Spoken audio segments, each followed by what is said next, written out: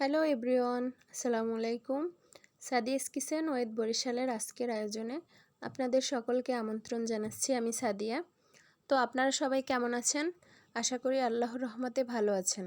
আলহামদুলিল্লাহ, আমিও ভালো আছি।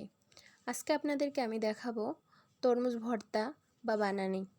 তো অনেক সময় দেখা যায় আমরা বাজার থেকে তরমুজ নিয়ে আসি, কিন্তু দেখা যায় যে সাদা, খাওয়ার মতো না, কাঁচা। তখন অনেক খারাপ লাগে আসলে নিজেদের কাছেই, যে এখন কী করব, ফেলে দেওয়া ছাড়া তো কোনো উপায় নেই। তো সেক্ষেত্রে আপনারা এভাবে বানিয়ে খেতে পারেন, ইনশাল্লাহ অনেক ভালো লাগবে, ফেলে দিতে হবে না। দেখুন আমার তরমুজটা কতটা সাদা, একদম মিষ্টি ধরতে গেলে নেই বলছে, কিন্তু যে পাকা, কি বলবো, ধোঁকাবাজের ফেরে পড়লে আর কি করার আছে। তো তার বিকল্প পদ্ধতিও আমি নিয়েছি। তো এভাবে আমি উঠিয়ে নেব সব তরমুজগুলো।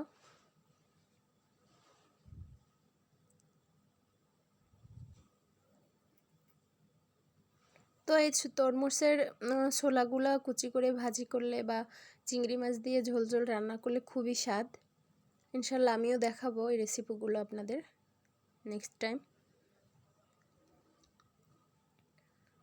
তো এভাবে সবগুলো উঠিয়ে নেব।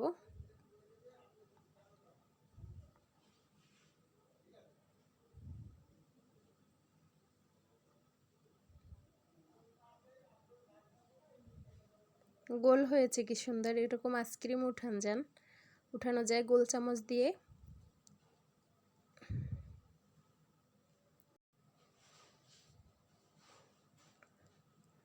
তো এখানে আমি নিয়েছি 2টা শুকনো মরিচ, লবণ। তো এগুলো আমি ডলে নেব একত্রে।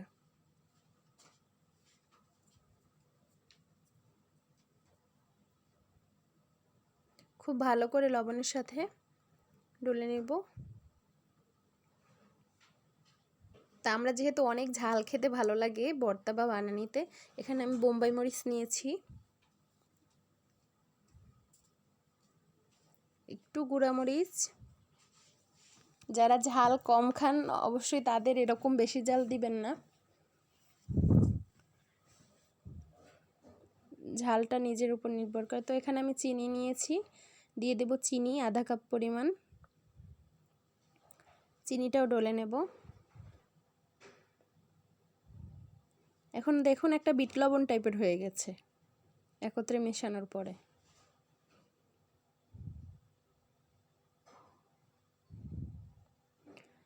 তো এখানে আমি তরমুজগুলো চামচ দিয়ে কেটে কেটে নেব ছোট ছোট করে।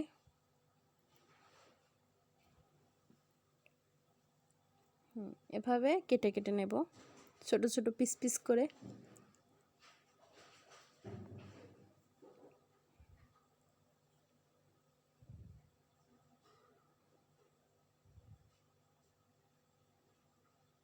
দেখুন কি সুন্দর করে স্লাইস হয়ে যাচ্ছে,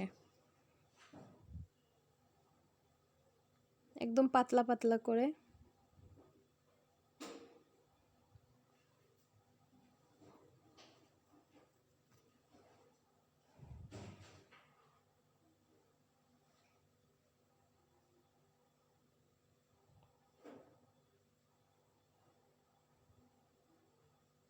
তো দেখুন আমার কাটা হয়ে গেছে।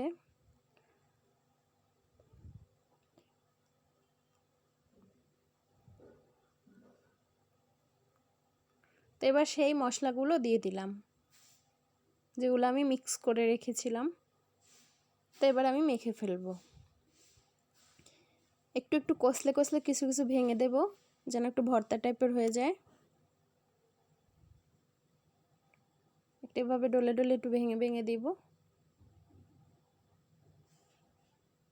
যেভাবে ভর্তা করা হয়। এটা খেতে খুবই মজা, খুবই মজা। তো আর ফেলে দিতে হবে না আপনাদের তরমুজ। তো যদি ভালো লেগে থাকে ভিডিওটা, তাহলে অবশ্যই সাবস্ক্রাইব করবেন আমার চ্যানেলটি, লাইক কমেন্ট করবেন, সবাই পাশে থাকবেন।